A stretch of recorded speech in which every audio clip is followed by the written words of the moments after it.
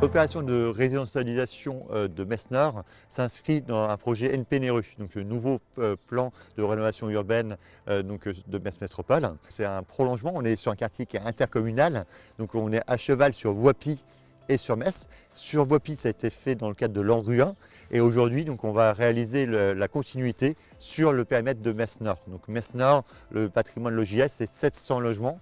C'était une attente forte de la ville de Metz, donc on a fait des retours d'expérience et l'idée c'est de capitaliser, améliorer encore ce qui peut être possible. Et donc notamment sur la partie concertation, mais il y a eu un gros travail par exemple de questionnaire, de rencontres avec les habitants pour savoir ce qu'ils voulaient, pour qu'ensuite on puisse vraiment avec les différents partenaires, que ce soit l'ANRU, Metz Métropole, définir les priorités.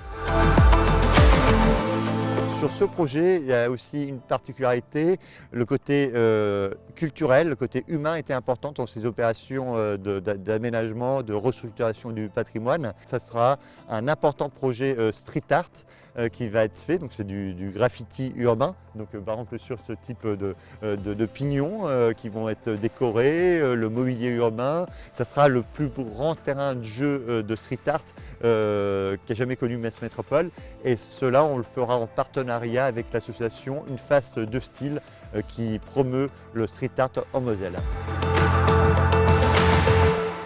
Alors, ce projet de résidentialisation comporte plusieurs objectifs. Un des premiers et des plus importants, c'est l'amélioration du cadre de vie des locataires et habitants du quartier.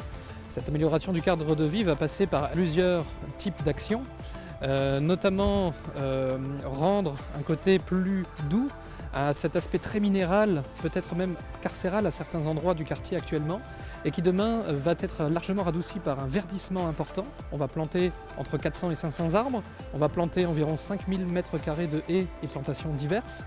Donc on va redonner une âme et une attractivité à ce quartier. On va également travailler sur le côté pratique du quartier, aujourd'hui qui a des problèmes d'accessibilité notamment pour les PMR et les poussettes.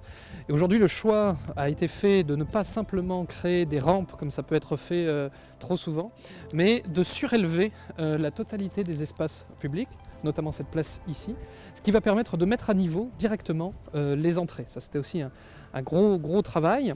L'autre travail va être également de redonner un aspect vivant aux aires de jeu pour les plus jeunes. Aujourd'hui, ces aires de jeu sont vieillissantes et dégradées. On reste dans un quartier prioritaire de la ville. La question de la sécurité revient fréquemment.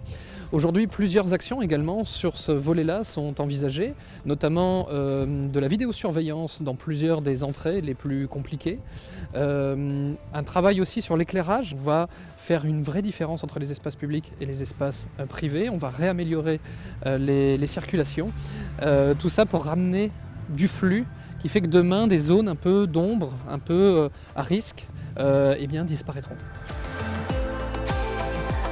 Dans le cadre de la concertation, nous avons fait remonter les principaux désagréments que subissent les locataires du quartier. Plusieurs ont été mis en avant et des actions également seront entreprises pour améliorer ces sujets-là. Notamment une problématique des poubelles. Aujourd'hui, ces conteneurs débordent en pleine rue et demain nous allons les réorganiser au travers de points d'apport volontaires enterrés pour réduire fortement ces désagréments.